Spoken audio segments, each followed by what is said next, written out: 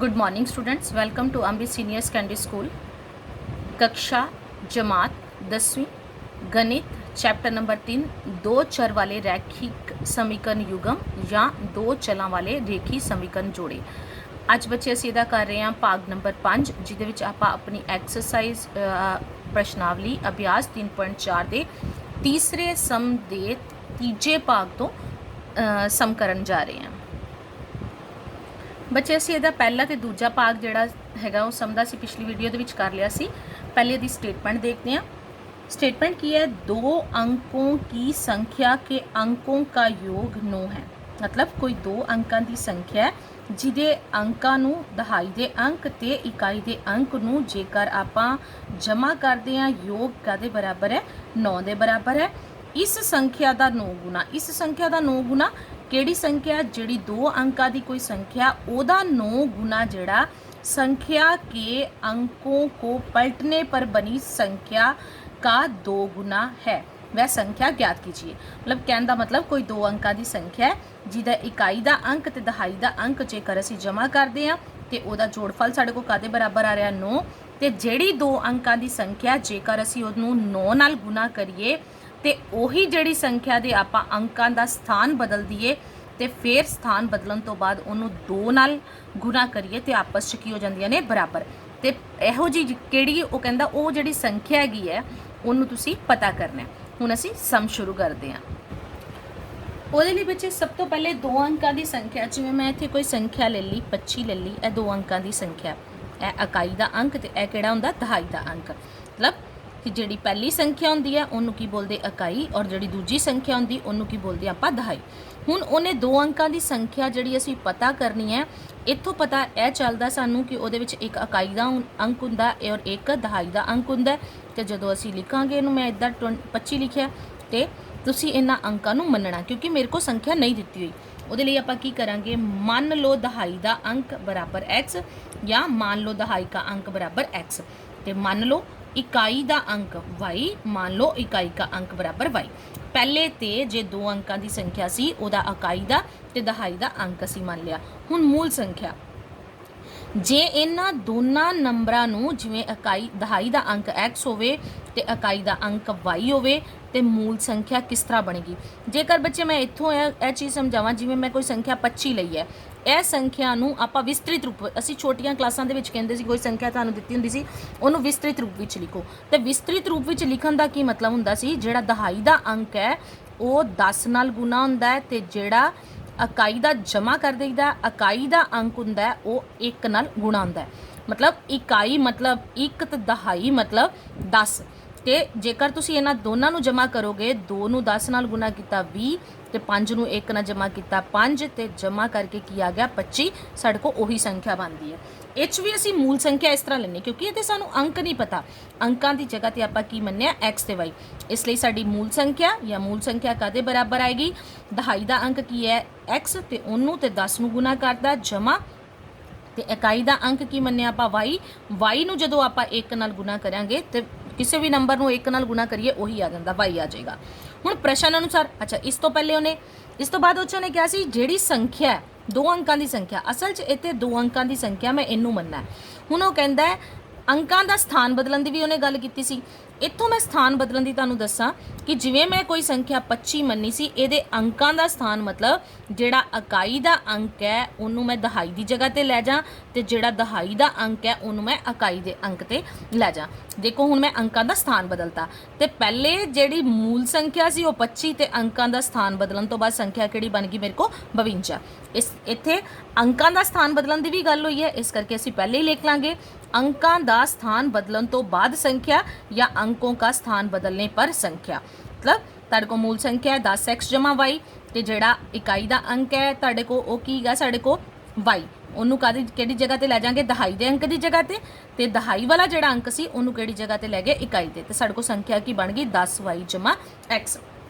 हुण चलिए, हाले तो मैं सिर्फ संख्या की गल की, अंकों का स्थान बदलन तो बाद जिहड़ी संख्या आई उहदी गल की, पर उन्हां च जिहड़ा संबंध है असीं हले उहनूं अप्लाई नहीं किया। उस तो पहले कहंदा उन्हें कहा सी सानूं रकम दे विच कि दो अंकों की संख्या के अंकों का योग, दो अंकों की संख्या के अंकों का योग, दो ਅੰਕਾਂ ਦੀ ਸੰਖਿਆ ਦੇ ਵਿੱਚ ਇੱਕ ਦਹਾਈ ਦਾ ਅੰਕ ਤੇ ਇੱਕ ਇਕਾਈ ਦਾ ਅੰਕ। ਉਹ ਕਹਿੰਦਾ ਇਹਨਾਂ ਦਾ ਯੋਗ ਮਤਲਬ ਜਮਾ, ਇਹਨਾਂ ਨੂੰ ਜਮਾ ਕਰਕੇ ਕਿੰਨਾ ਆਂਦਾ ਹੈ 9। ਤੇ ਜਿਵੇਂ ਮੈਨੂੰ ਇੱਥੇ ਕਹਿ ਦੇ ਕਿ ਉਹਨਾਂ ਦਾ ਯੋਗ ਜਿਹੜਾ ਉਹ 7 ਦੇ ਬਰਾਬਰ ਹੈ ਤੇ ਉਹਦਾ ਮਤਲਬ ਹੋ ਗਿਆ 2 + 5 = 7। ਤੇ ਮੈਂ ਇਸੇ ਤਰ੍ਹਾਂ ਮੈਂ ਤੇ ਉਹਦੀ ਜਗ੍ਹਾ ਤੇ x ਤੇ y ਮੰਨਿਆ, ਇਸ ਕਰਕੇ ਅਸੀਂ ਇਹ ਲਿਖਾਂਗੇ x + y = 9। ਪਹਿਲੀ ਤੇ ਸਾਡੀ ਬਣ ਗਈ ਇਹ ਵਾਲੀ ਸਮੀਕਰਨ। ਦੂਜੀ ਫਿਰ ਉਹਨੇ ਕਿਹਾ ਸੀ ਕਿ ਜਿਹੜੀ ਵੀ ਦੋ ਅੰਕਾਂ ਦੀ ਸੰਖਿਆ ਉਹਨੂੰ ਜੇ 9 ਨਾਲ ਗੁਣਾ ਕਰੀਏ ਤੇ ਜਿਹੜਾ ਉਹ ਕਹਿੰਦਾ ਕਿ ਅੰਕਾਂ ਦਾ ਸਥਾਨ ਬਦਲਣ ਤੋਂ ਬਾਅਦ ਜਿਹੜੀ ਸੰਖਿਆ ਹੁੰਦੀ ਹੈ ਉਹਦੇ 2 ਗੁਣੇ ਦੇ ਬਰਾਬਰ ਹੈ। ਹੁਣ ਉਹਨੇ ਕਿਹਾ ਸੀ ਦੋ ਅੰਕਾਂ ਦੀ ਸੰਖਿਆ ਮਿਲਾ ਕੇ ਇੱਥੇ ਉਹਨੇ ਕਿਹਾ ਸੀ ਉਹਦੇ ਅੰਕਾਂ ਦਾ ਜੋੜ। ਧਿਆਨ ਨਾਲ ਸਟੇਟਮੈਂਟ ਨੂੰ ਵੇਖਣਾ। 2 ਅੰਕਾਂ ਦੀ ਸੰਖਿਆ ਦਾ 9 ਗੁਣਾ, 2 ਅੰਕਾਂ ਦੀ ਸੰਖਿਆ ਮੂਲ ਸੰਖਿਆ ਹੁੰਦੀ ਮਤਲਬ ਜਿਹੜੀ ਸਹੀ ਰਕਮ ਅਸਲੀ ਰਕਮ 2 ਅੰਕਾਂ ਦੀ ਸੰਖਿਆ ਹੈ। ਉਹ ਕਹਿੰਦਾ ਇਹਦਾ 9 ਗੁਣਾ ਮਤਲਬ ਇਹਨੂੰ 9 ਨਾਲ ਗੁਣਾ ਕਰੀਏ ਕਾਦੇ ਬਰਾਬਰ ਹੈ? ਅੰਕਾਂ ਦਾ ਸਥਾਨ ਬਦਲਣ ਤੋਂ ਬਾਅਦ ਜਿਹੜੀ ਸੰਖਿਆ ਆਈ ਸੀ ਉਹ ਕਿਹੜੀ ਆਈ ਸੀ ਮੇਰੇ ਕੋ 10y + x ਉਹਦੇ 2 ਗੁਣੇ ਦੇ ਬਰਾਬਰ। ਮਤਲਬ ਉਹਨੂੰ ਆਪਾਂ 2 ਨਾਲ ਗੁਣਾ ਕਰਾਂਗੇ ਤੇ ਇਹਨੂੰ ਆਪਾਂ 9 ਨਾਲ ਗੁਣਾ ਕਰਾਂਗੇ ਤੇ ਆਪਸ 'ਚ ਕੀ ਹੋਣਗੇ ਬਰਾਬਰ। ਹੁਣ ਅੱਗੋਂ ਅਸੀਂ ਸਭ ਨੂੰ ਸੋਲਵ ਕਰੀਏ। ਇਸ ਬ੍ਰੈਕਟ ਦੇ ਬਾਹਰ ਕੀ ਲੱਗਾ 9 ਨੇ ਇਹਨਾਂ ਦੋਨਾਂ ਨਾਲ ਗੁਣਾ ਹੋ ਜਾਣਾ 90x। 9 ਨੂੰ 10 ਨਾਲ ਗੁਣਾ ਕੀਤਾ 90x, 9 ਨੂੰ y ਨਾਲ ਗੁਣਾ ਕੀਤਾ 9y, ਪਰਲੇ ਪਾਸੇ ਵੀ ਇਸੇ ਤਰ੍ਹਾਂ 20y ਤੇ 2 ਨੂੰ x ਨਾਲ ਕੀਤਾ 2x। ਹੁਣ ਸਾਰੀਆਂ xy ਵਾਲੀਆਂ ਰਕਮਾਂ ਇੱਕ ਪਾਸੇ ਲੈ ਜਾਓ 90x = 9y, ਇਹ 20y ਇੱਧਰ ਜਮਾ ਦਾ ਇਸ ਪਾਸੇ ਕਾਦਾ ਹੋ ਗਿਆ ਮਾਈਨਸ ਦਾ ਤੇ 2x ਕਾਦਾ ਜਮਾ ਦਾ ਇੱਧਰ ਆ ਕੇ ਕਾਦਾ ਹੋ ਗਿਆ ਮਾਈਨਸ ਦਾ, ਬਰਾਬਰ ਕਾਦੇ ਆ ਗਿਆ 0 ਦੇ।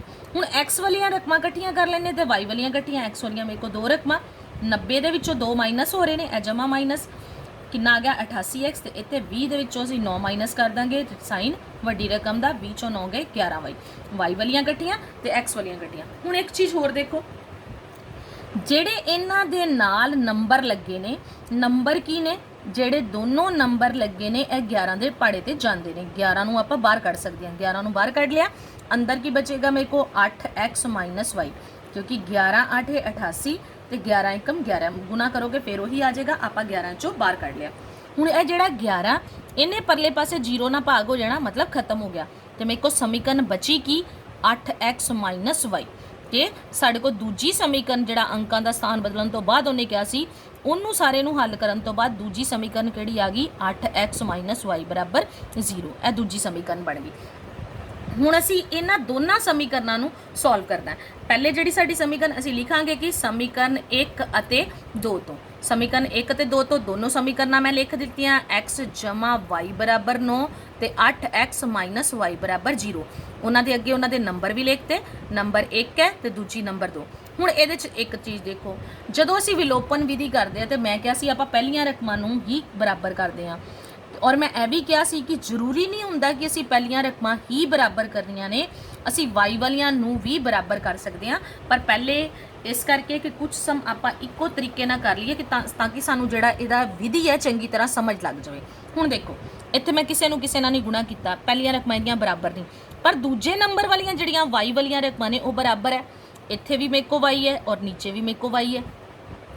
ਇੱਕ y ਮੇਰੇ ਕੋ ਜਮਾ ਦਾ ਤੇ ਇੱਕ y ਮੇਰੇ ਕੋ ਮਾਈਨਸ ਦਾ। ਮੈਂ ਕਿਹਾ ਸੀ ਜੇਕਰ ਦੋਨਾਂ ਦੇ ਸਾਈਨ ਸੇਮ ਹੋਣ ਤੇ ਸਮੀਕਰਨਾਂ ਨੂੰ ਆਪਾਂ ਕੀ ਕਰਦੇ ਆ ਮਾਈਨਸ, ਤੇ ਜੇ ਸਾਈਨ ਪਹਿਲੇ ਤੋਂ ਹੀ ਉਲਟ ਹੋਣ ਤੇ ਸਾਈਨ ਕੀ ਕਰੀਦੇ ਆਪਾਂ ਸਮੀਕਰਨਾਂ ਨੂੰ ਕੀ ਕਰੀਦਾ ਜਮਾ। ਹੁਣ ਇੱਥੇ ਮੈਂ ਦੋਨਾਂ ਨੂੰ ਜਮਾ ਕਰਨ ਲੱਗੀ ਆ, ਮੈਂ ਇੱਥੇ ਲਿਖਤਾ 1 + 2। ਜੇ ਮਾਈਨਸ ਦਾ ਸਾਈਨ ਪਾਈਏ ਫਿਰ ਅਸੀਂ ਥੱਲੇ ਵਾਲੀ ਸਮੀਕਰਨ ਦੇ ਸਾਈਨ ਜਿਹੜੇ ਚੇਂਜ ਕਰਦੇ ਆ, ਜਿਸ ਜਮਾ ਦਾ ਸਾਈਨ ਪਾਇਆ ਤੇ ਕੋਈ ਨਿਸ਼ਾਨ ਚੇਂਜ ਨਹੀਂ ਹੁੰਦਾ। ਹੁਣ ਇੱਥੇ ਮੈਂ ਨਿਸ਼ਾਨ ਚੇਂਜ ਕਿਉਂ ਨਹੀਂ ਕੀਤਾ? ਕਿਉਂਕਿ ਉਹਨਾਂ ਦੇ ਪਹਿਲੇ ਹੀ ਦੋਨਾਂ ਦੇ ਵੱਖਰੇ ਵੱਖਰੇ ਸਾਈਨ ਨੇ ਤੇ ਜਮਾ ਮਾਈਨਸ ਕੀ ਹੁੰਦਾ ਮਾਈਨਸ, ਇਹਨੇ ਆਪਣੇ ਆਪ ਹੀ ਕੱਟੇ ਜਾਣਾ। ਹੁਣ ਇੱਥੇ ਮੈਂ ਸਮੀਕਰਨ ਇੱਥੇ ਜਮਾ ਦਾ ਤੇ ਮਾਈਨਸ ਦਾ ਇਹ ਕੱਟੇ ਗਏ। 8x ਤੇ 1x ਕਿੰਨੇ ਬਣ ਗਏ 9x = 9 'ਚ 0 ਨੂੰ ਜਮਾ ਕੀਤਾ ਤੇ 9 ਤੇ x ਕਾਦੇ ਬਰਾਬਰ ਆ ਗਿਆ 9/9 = 1 ਦੇ। ਹੁਣ ਇਹ ਆ ਗਿਆ ਮੇਰੇ ਕੋ x ਦਾ ਮੁੱਲ। ਇੱਥੇ ਲਿਖਾਂਗੇ ਆਪਾਂ x ਦਾ ਮੁੱਲ, ਇੱਥੇ y ਲਿਖਤੀ ਗਲਤੀ ਨਾਲ ਮੈਂ, x ਦਾ ਮੁੱਲ 1 ਵਿੱਚ ਭਰਨ ਤੇ। x ਦਾ ਮੁੱਲ 1 ਵਿੱਚ ਭਰਨ ਤੇ ਸਮੀਕਰਨ ਮੇਰੇ ਕੋ ਪਹਿਲੀ ਕਿਹੜੀ ਹੈ x + y = 9। x ਦੀ ਜਗ੍ਹਾ ਤੇ ਕੀ ਰੱਖਤਾ ਆਪਾਂ 1 + y = 9 ਤੇ y ਦਾ ਮੁੱਲ ਕੱਢਣ ਲਈ y ਨੂੰ ਇੱਧਰ ਰੱਖਿਆ ਤੇ 9 ਪਰਲੇ ਪਾਸੇ ਸੀ, 1 ਇੱਧਰ ਜਮਾ ਦਾ ਪਰਲੇ ਪਾਸੇ ਮਾਈਨਸ ਹੋ ਗਿਆ, ਬਰਾਬਰ ਕਾਦੇ ਆ ਗਿਆ 8। ਪਰ ਹਾਲੇ ਮੈਂ ਸੰਖਿਆ ਨਹੀਂ ਲਿਖੀ, ਮੈਂ ਮੂਲ ਸੰਖਿਆ ਲਿਖਣੀ ਕਿ ਮੇਰੇ ਕੋ ਸੰਖਿਆ ਕਿਹੜੀ ਬਣੇਗੀ। ਹੁਣ ਮੂਲ ਸੰਖਿਆ ਲਈ ਤੁਸੀਂ ਇੱਥੇ ਇਹ ਵਾਲਾ ਜਿਹੜਾ ਇਹ ਲਿਖਿਆ ਇਹਦੇ 'ਚ ਆਪਾਂ ਮੁੱਲ ਭਰ ਦਾਂਗੇ। ਮੂਲ ਸੰਖਿਆ ਬਰਾਬਰ 10x ਜਮਾ y, 10 x ਦਾ ਮੁੱਲ 1, 10 ਤੇ 1 ਗੁਣਾ ਹੋ ਗਏ, ਜਮਾ y ਦਾ ਮੁੱਲ ਜਮਾ ਕਰਤਾ, 10 ਨੂੰ 1 ਨਾਲ ਕਰਾਂਗੇ 10 ਜਮਾ 8 ਬਰਾਬਰ 18। ਜਾਂ ਤੁਸੀਂ ਇਹਨੂੰ ਇਦਾਂ ਵੀ ਲਿਖ ਸਕਦੇ ਹੋ xy ਮਤਲਬ ਜਦੋਂ ਮੂਲ ਸੰਖਿਆ ਇਕੱਠੀ ਬਣਦੀ ਇਹਨੂੰ ਅਸੀਂ ਇਸ ਤਰ੍ਹਾਂ ਵੀ ਲਿਖ ਸਕਦੇ ਹਾਂ, x ਦਾ ਮੁੱਲ 1 ਤੇ y ਦਾ ਮੁੱਲ 8 ਤੇ ਇਹਦਾ ਆਨਸਰ ਕੀ ਆ ਗਿਆ 18। ਬੱਚੇ ਇਹ ਕੀ ਹੈਗਾ ਇਹਦਾ ਆਨਸਰ, ਇਹ ਵਾਲਾ ਪਾਰਟ ਜਿਹੜਾ ਇਹ ਸਾਡੇ ਇਹਦਾ ਆਨਸਰ ਕਿੰਨਾ ਆਇਆ 18। ਹੁਣ ਬੱਚੇ ਅਗਲਾ ਭਾਗ ਕਰਨ ਤੋਂ ਪਹਿਲੇ ਉਹਦੀ ਅਸੀਂ स्टेटमेंट देखते हैं कि गा मीना रुपये 2000 निकालने के लिए एक बैंक गई, उसने खजांची से रुपीज़ 50 तथा रुपये 100 के नोट देने के लिए कहा। मीना ने कुल 25 नोट प्राप्त किए, ज्ञात कीजिए कि उसने रुपये 50 और 100 के कितने नोट प्राप्त किए। मतलब सब तो पहले मैं क्या किया सी मनना किनू है, ज्ञात कीजिए की ज्ञात करने ਲਈ ਕਿਹਾ 50 ਰੁਪਏ ਦੇ ਉਹਨੇ ਕਿੰਨੇ ਨੋਟ ਲਏ ਤੇ 100 ਰੁਪਏ ਦੇ ਕਿੰਨੇ ਨੋਟ ਲਏ। ਇਸ ਕਰਕੇ ਆਪਾਂ ਮੰਨਾਂਗੇ 50 ਰੁਪਏ ਦੇ ਨੋਟਾਂ ਦੀ ਸੰਖਿਆ x ਤੇ 100 ਰੁਪਏ ਦੇ ਨੋਟਾਂ ਦੀ ਸੰਖਿਆ ਕਿੰਨੀ ਹੋਏਗੀ y। ਉਹ ਕਹਿੰਦਾ ਕਿ ਜੇਕਰ ਆਪਾਂ ਇਸ ਚੀਜ਼ ਨੂੰ ਧਿਆਨ 'ਚ ਨਾ ਰੱਖੀਏ ਕਿ ਕਿਹੜਾ ਨੋਟ ਮਤਲਬ ਕਿੰਨੇ ਰੁਪਏ ਦਾ, ਸਿਰਫ ਆਪਾਂ ਨੋਟਾਂ ਦੀ ਕਾਊਂਟਿੰਗ ਹੀ ਕਰਨੀ। ਜਿਵੇਂ ਅਸੀਂ ਕਿਸੇ ਕਾਪੀ ਦੇ ਪੇਜ ਗਿਣਦੇ ਆ ਤੇ ਟੋਟਲ ਉਹਨੂੰ 50 ਦੇ ਤੇ 100 ਦੇ ਨੋਟਾਂ ਦੀ ਜਿਹੜੀ ਗਿਣਤੀ ਸੀ 25 ਨੋਟ ਪ੍ਰਾਪਤ ਹੋਏ, ਤੇ ਦੂਜੇ ਪਾਸੇ ਉਹ ਕਹਿੰਦਾ ਉਹਨੇ ਰੁਪਏ ਕਿੰਨੇ ਕਢਵਾਏ ਨੇ 2000 ਰੁਪਏ। ਤੇ ਫਿਰ ਉਹ ਕਹਿੰਦਾ ਦੱਸੋ ਕਿ ਤੁਸੀਂ ਉਹਨੂੰ 50 ਦੇ ਕਿੰਨੇ ਨੋਟ ਮਿਲੇ ਤੇ 100 ਦੇ ਕਿੰਨੇ ਨੋਟ ਮਿਲੇ। ਇਸੇ ਤਰ੍ਹਾਂ ਬੱਚੇ ਫਿਰ ਅਸੀਂ ਕੀ ਕਰਾਂਗੇ, ਅਸੀਂ ਲਿਖਾਂਗੇ ਪ੍ਰਸ਼ਨ ਅਨੁਸਾਰ। ਆਪਾਂ ਪਹਿਲੇ ਇਹਦੇ 'ਚ ਲਿਖਾਂਗੇ ਮੰਨ ਲਓ 50 ਰੁਪਏ ਦੇ ਨੋਟਾਂ ਦੀ ਸੰਖਿਆ। ਜਿਹੜੀ ਚੀਜ਼ ਅਸੀਂ ਕੱਢਣੀ ਹੈ ਅਸੀਂ ਉਹਨੂੰ ਮੰਨਾਂਗੇ। मान लो 50 रुपये के नोटा की संख्या, मान लो 50 रुपये की नोटों की संख्या कितनी आ गई साढ़े को x। तो मान लो किहड़े नोट सीगे साढ़े को 100 रुपये के नोटा की संख्या, मान लो 100 रुपये के नोटों की संख्या कितनी आ गई साढ़े को y। हुण टोटल ए गए साढ़े को 50 रुपये के नोट तो ए गए साढ़े को 100 रुपये के नोट। ए सारे नोट जमा करके किन्ने नोट ने साढ़े को 25। अहीं इत्थे लिख लिया प्रश्न अनुसार x मतलब 50 के नोट जमा 100 के नोट, किन्ने नोट ले उन्हें टोटल 25 नोट। ए पहली समीकरण बन गई। दूजे पासे कहना उन्हें 2000 रुपया कढ़वाया, 2000 तो वह मुल है नोटा का मुल। मतलब जिदा तुम कहो कि तुहाडे को 10 रुपये के 10 नोट ने तो तुहाडे को कुल किन्ने पैसे ने 10 गुणा 10 100 रुपया। तो जे 20 रुपये के तुहाडे को 10 नोट ने तो 20 गुणा 10 तुहाडे को 200 रुपया। मतलब वो जिहड़े नोट ने उन्हां दी वैल्यू जिहड़ा कहेंगे कि उन्हां दा मुल किन्ना 200 रुपया। इस तरह उन्हें रुपये किन्ने कढ़वाए सी, जे साढ़े को अहीं यह कढ़ना कि उन्हें टोटल 2000 कढ़वाया। 50 रुपये के नोट किन्ने x तो 50 नूं x नाल गुणा करेंगे तो यह 50 के नोटा का मुल बन गया। तो 100 के नोट किन्ने ने साढ़े को y, 100 नूं y नाल गुणा करेंगे तो 100 के नोटा का मुल बन गया। तो टोटल रुपये किन्ने ने, किन्ने साढ़े को 2000। असीं इत्थे लिखता कि यह 50 रुपये के नोटा का जिन्ना मुल बनिया, 100 रुपये के नोटा का जिन्ना, और यह सारा पैसे जड़े ने वो मिला के किन्ने बनते पे ने साढ़े को 2000। यह दूजी साढ़े को समीकरण बन गई। हुण इहदे च एक चीज़ देखो, इहदे विचों आपां 50 कॉमन कढ सकते, 50 मैं बाहर कढ लिया, इत्थे रह गया x तो 50 नूं 2 नाल गुणा करिए कितना हो गया 100 तो इत्थे 2y रह गया बराबर 2000। हुण जिहड़ा 50 इधर गुणा हो रहा सी उधर जाके की हो जाना ने भाग, इत्थे आ गया तुहाडे को x जमा 2y बराबर 2000 नूं 50 दे नाल भाग कीती, 0 ना 0 कट गई तो कट के कितना आ गया साढ़े को 40। समीकरण दूजी किहड़ी बन गई साढ़े को x जमा 2y बराबर 40। इनू मैं तीसरा नंबर दिता, तीसरा नंबर क्योंकि मैं दूजी इक्वेशन इनू दिता सीगा नंबर तो उस मैं कॉमन कढ़ के एक नवी समीकरण बना ली। हुण अगों फिर सम उस तरह समीकरण या समीकरण 1 तथा 3 से एक पहली तो तीजी नूं लैके सॉल्व करेंगे क्योंकि 50 वाली लई नहीं। हुण पहली तो तीजी नूं सॉल्व करांगे, समीकरण लिखणियां। हुण इहदे च एक चीज़ देखो, इहदे च x जमा y बराबर 25 तो इह च x जमा 2y बराबर 40। पहलियां रकमां दोनों दियां बराबर, इत्थे लिख लिया x जमा y बराबर 25 एक तो दूजी वारी लिख लिया x जमा 2y बराबर 40। इनू आपां इत्थे 3 लिखना सी, 3 नंबर देता। हुण x ए भी जमा दा ते ए भी जमा दा, जे मैं इत्थे जमा कर दी इन्हां ने कट्टे नहीं जाना, x ते x 2x बन जाना, ना y वालियां कट्टियां गईयां ना x वाली, सामने सॉल्व ही नहीं होना।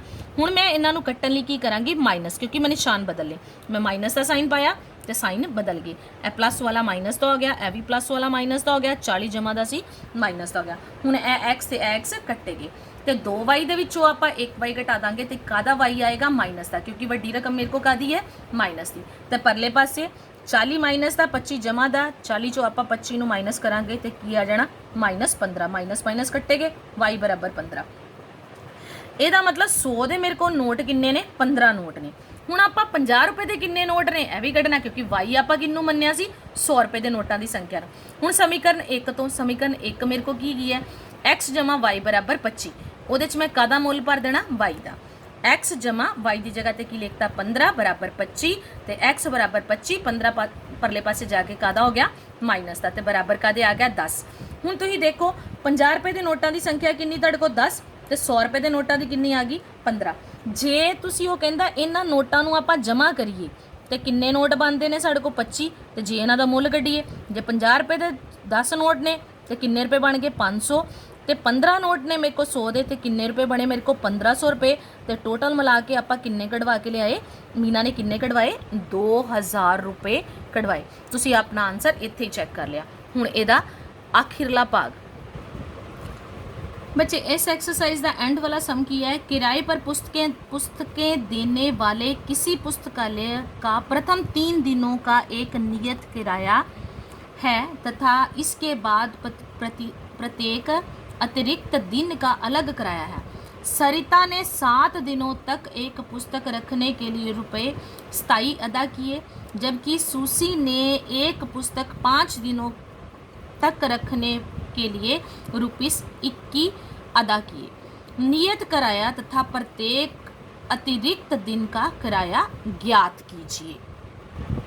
बच्चे साडा इस अभ्यास का एंड वाला समय हुण उन्होंने की लिखा है कि एक जिहड़ा पुस्तकालय है जां जिहड़ी जिन्हों आपां लाइब्रेरी भी कहते हैं वो कोई बुक 3 दिनों तक सेम पैसे लैंदा है। मान लो कि मतलब जिवें ਅਸੀਂ ਕੋਈ ਬੁੱਕ ਪੁਸਤਕਾਲਿਆ ਤੋਂ ਜਾਂ ਲਾਇਬ੍ਰੇਰੀ ਤੋਂ ਆਪਣੇ ਘਰ ਬੁੱਕ ਪੜ੍ਹਨ ਲਈ ਲਿਆਏ ਆ ਉਸ ਬੁੱਕ ਨੂੰ ਜੇਕਰ ਆਪਾਂ 1 ਘੰਟੇ ਬਾਅਦ ਮੋੜਾਂਦੇ ਆ ਤਾਂ ਵੀ ਉਹਨੇ ਪੈਸੇ ਲੱਗਣਗੇ, 1 ਦਿਨ ਬਾਅਦ ਮੋੜਦੇ ਆ ਤਾਂ ਵੀ ਉਹਨੇ ਪੈਸੇ ਲੱਗਣੇ ਆ, 2 ਦਿਨ मतलब 3 ਦਿਨਾਂ ਤੱਕ ਉਹਨਾਂ ਦੇ ਉਹਨੇ ਪੈਸੇ ਹੀ ਲੱਗਣਗੇ ਚਾਹੇ ਤੁਸੀਂ ਉਹਨੂੰ ਘੰਟੇ ਬਾਅਦ ਮੋੜਾਓ ਜਾਂ 3 ਦਿਨ ਤੱਕ ਆਪਣੇ ਪਾਸ ਰੱਖਣ ਤੋਂ ਬਾਅਦ 3 ਦਿਨਾਂ ਬਾਅਦ ਉਹਨੂੰ ਮੋੜ ਕੇ ਆਓ।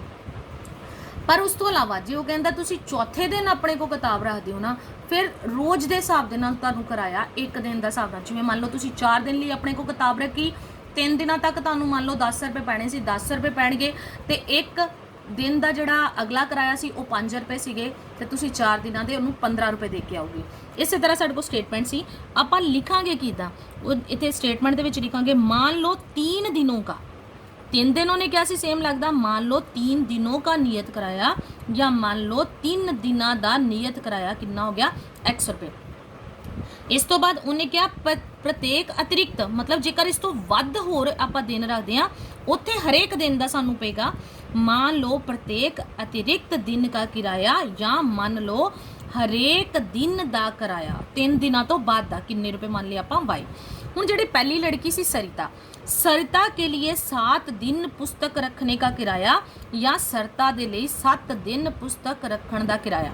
हुण 7 दिन लई सरिता ने अपने को पुस्तक रखी सी ते ओदे लई 3 दिनां दे ओनू किन्ने रुपए पै गए x ते टोटल 7 दिन सी 7 दिनां दा किराया x रुपए ते बाकी हुण देखो 7 चों किन्ने दिन वध ओने रखी 7 माइनस 3 किन्ना आ गया 4 ते 1 दिन का जेकर किराया रखन का उहदे को y रुपए है तो 4 दिन उन्हें वध बुक रखी सी ते किन्ना बन जाएगा 4y। ए 3 दिनों का किराया ए 4 दिनों का किराया 3 ते 4 7 दिन टोटल किताब रखन तो बाद उन्हें किन्ने रुपए दिते 27 रुपए। प्रश्न अनुसार साड़ी ए स्टेटमेंट बन गई। हुण दूजे पासे दूजी जिहड़ी लड़की उहदा नाम की सूसी के लिए 5 दिन पुस्तक रखने का किराया या सूसी दे लई 5 दिन पुस्तक रखन का किराया।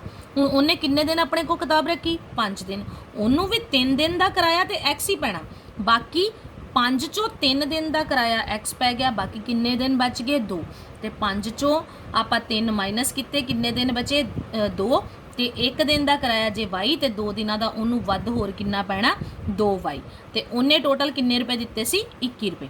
हुण ए पहली समीकरण बन गई साडे को ए दूजी समीकरण बन गई। हुण मैं इत्थे लिख लिया समीकरण 1 ते 2 तो हुण समीकरण 1 ते 2 मैं इत्थे लिख दिती है। समीकरण 1 है जिहड़ी मेरे को x जमा 4y बराबर 27 ते दूजी समीकरण है x जमा 2y बराबर 21।